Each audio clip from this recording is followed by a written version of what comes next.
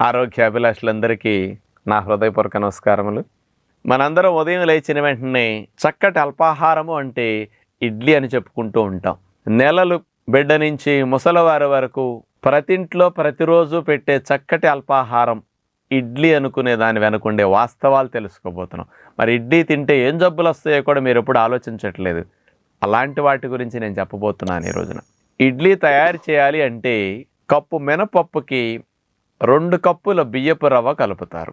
ఈ మినపప్పు కూడా పూర్వం రోజుల్లో అయితే పొట్టు తీయకుండా ఉండేది. ఆ పొట్టుతో పాటు రుబ్బేవారు, కొంత ఫైబర్ కూడా వెళ్ళేది. ఇప్పుడు మనం వాడే మినప గుండు, దానికి గుండు కొట్టేశారు ఆల్రెడీ.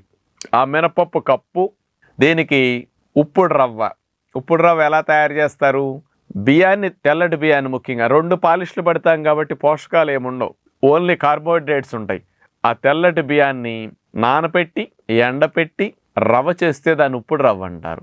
మేజర్ షేర్ ఇడ్లీలో ఉప్పుడు రవ్వ అంటే బియ్యం ప్రొడక్టే అవుతుంది. ఎందుకంటే 2 కప్పులు ఉప్పుడు రవ్వ కలిపాం కాబట్టి 1 కప్పు మినపప్పుకి. అంచేత అదంతా రుబ్బేసరికి, నిల్వ ఉంచేసరికి ఉబ్బుతుంది చక్కగా. అందుకని ఫ్రిడ్జ్లో పెట్టేసుకుని నెక్స్ట్ డే వేసుకుంటే చాలా బాగా ఇడ్లీలు గుల్లగా, కొంచెం ఎక్కువ ఉరుము అవుతాయి అంటారు, ఇడ్లీలు ఎక్కువ అవుతాయి అంటారు.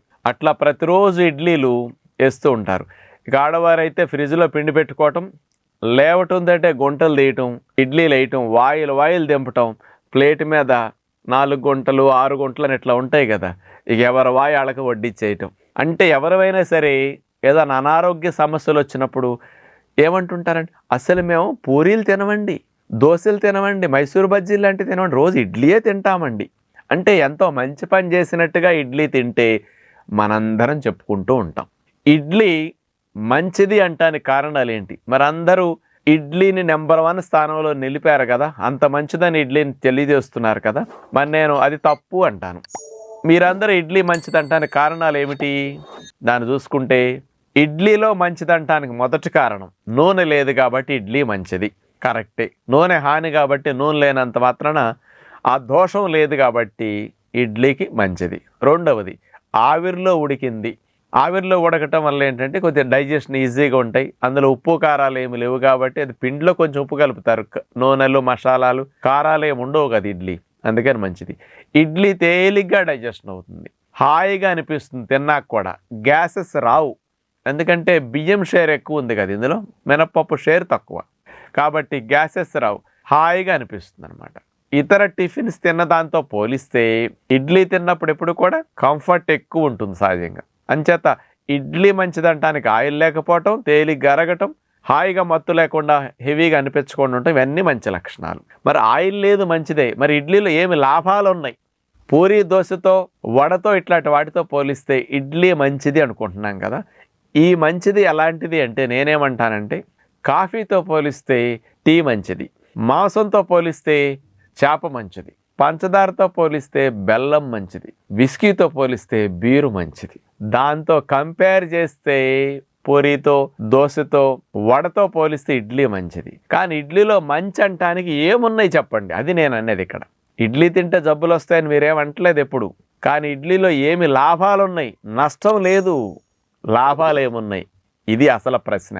నేను 25 ఏళ్ల నుంచి చెప్పుకొచ్చే విషయం, ఇడ్లీలు రోజు తిన్నారా మీరు చాలా ప్రమాదాల్లోకి వెళతారు, చాలా ప్రాణాన్ని తీసి అతి ముఖ్యమైన జబ్బులు వచ్చేస్తాయి. ఇడ్లీని నేనేమంటానంటే అన్నానికి పిల్ల అంటాం. మధ్యాహ్నం తెల్లటాన్ని తింటున్నాం, ప్రొద్దునే దాని పిల్లని తింటున్నాం. మనందరం చేసేది ఇది, కానీ ఎవ్వరూ ఆలోచించట్లా. హాస్పిటల్స్లో కూడా డాక్టర్లు కానీ డైటీషియన్లు కానీ ఇడ్లీ సాంబారు, ప్రతి ఒక్క డైట్ లిస్ట్లో టిఫిన్ అంటే ఇడ్లీ సాంబారు. అంటే అంత ఇడ్లీ నామస్మరణ ప్రతి ఇంట్లో జరుగుతున్నది కదా, అంత గొప్ప టిఫిన్, మంచి టిఫిన్ అనుకునే అంత లాభాలు ఇడ్లీలు ఏమున్నాయి? మరి దానివల్ల అసలు లాభాలు ఏమి లేవు, నష్టాలు ఎన్ని ఉన్నాయో తెలుసండి. మీరు ఇడ్లీ ఎక్కువ తిన్నారు అంటే ఫస్ట్ మీకు ఎక్కువగా వెయిట్ పెరిగే ఛాన్స్ ఉంది. మిగతా టిఫిన్లతో పోలిస్తే ఇడ్లీలకు వెయిట్ ఎక్కువ పెరుగుతారు. ఎందుకంటే మిగతా టిఫిన్లు ఆయిల్ వల్ల, పెసరట్టు కానీ, రవ్వ దోశ కానీ, పూరీ కానీ వెగట కొడతాయండి. అందుకని పదార్థం తక్కువ వెళ్తుంది దోశల్లో కానీ, పూరీలో కానీ. పిండి కొంచెం వెళుతుంది, ఆయిల్ వెళితే వెళ్ళొచ్చు. కానీ ఇడ్లీ వెగట కొట్టదు. ఆవిరిలో ఉడకటం వల్ల, ఓన్లీ కార్బోహైడ్రేట్ ఫుడ్ అవ్వటం వల్ల ఈజీగా వెళ్ళిపోతాయి. అందుకని ఒక్కొక్కళ్ళు ఎక్కువ తినేస్తారు, 4, 6. ఆడవాళ్ళు అయితే 3, 4, మగవాళ్ళు అయితే 6. ఇదిగోండి మీ వాయ అని అట్లా పెట్టేస్తారు ప్రొద్దునే టేబుల్ మీద. 5, 6 ఇడ్లీలు అట్లా తినేస్తుంటారు. కార్బోహైడ్రేట్స్ ఎక్కువ వెళ్ళిపోతాయి.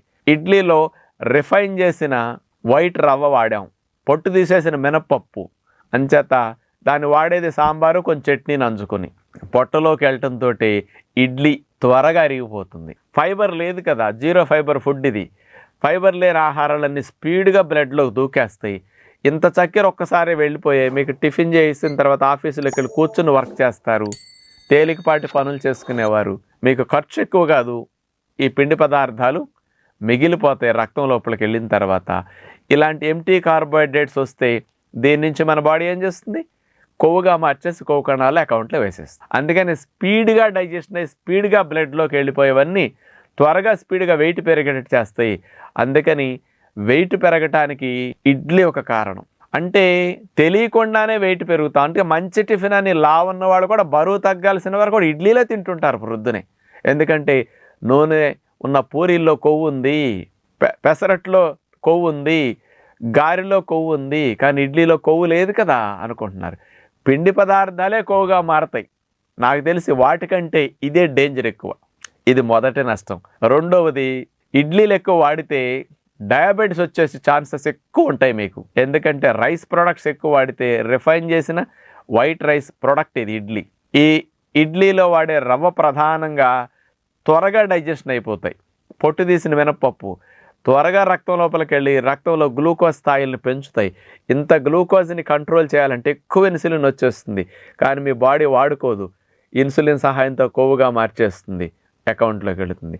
అంటే రక్తంలో గ్లూకోజ్ స్థాయిలు ఎక్కువ అవుతాయి. అందుకని డాక్టర్ గారు అంటారు, మీరు టిఫిన్ తినేముందండి ఈ ట్యాబ్లెట్ వేసుకు టిఫిన్ తినండి. మీరు రక్తంలో చక్కెర పెరిగే టిఫిన్ తింటున్నారు, అందుకని ముందే పెరగకుండా ట్యాబ్లెట్ వేసుకుని ఇడ్లీ తింటున్నారు.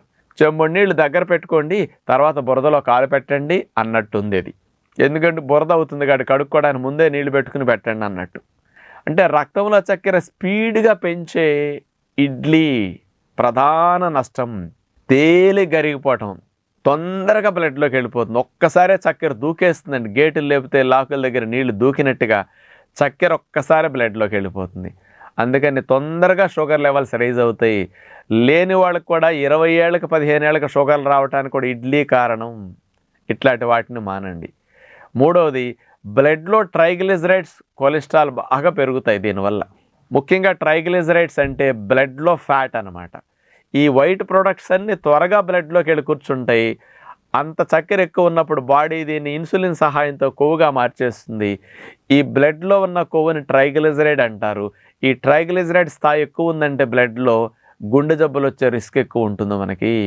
అంచేత చాలామందికి ట్రైగ్లిజరైడ్స్ పెరగడానికి ఇడ్లీ నెంబర్ 1 కారణం. కానీ ఇది సైలెంట్గా మనుషుల ప్రాణాలు తీస్తుంది, కానీ ఎవ్వరు ఆలోచించరు. కొలెస్ట్రాల్ కూడా ఇడ్లీకి ఎక్కువ పెరుగుతుంది. ఎందుకంటే ఈ వైట్ ప్రొడక్ట్స్ అన్నీ బ్లడ్లోకి వెళ్ళి కొవ్వుగా మారితే, ఈ డైరెక్ట్గా బ్లడ్లో ఎక్కువ కొవ్వు ఉన్నప్పుడు దీని నుంచి బాడీ ఎక్కువ కొలెస్ట్రాల్ని ప్రొడ్యూస్ చేస్తుంది, బ్యాడ్ కొలెస్ట్రాల్ని.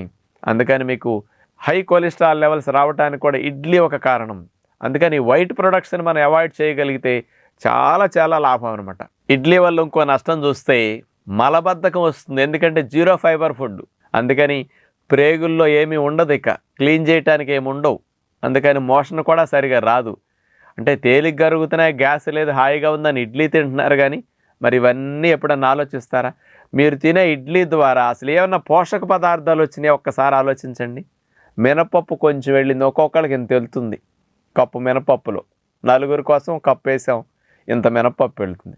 ఏమొస్తుందండి ఇంత మినపప్పులో మీకు protein? Only empty carbohydrate diet తినేస్తున్నాం.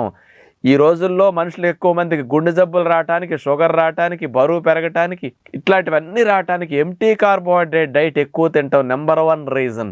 కానీ ఎవ్వరూ ఆలోచించట్లేదు. అందరి మనసుల్లో ఇడ్లీలు పాతుకుపోయాయి.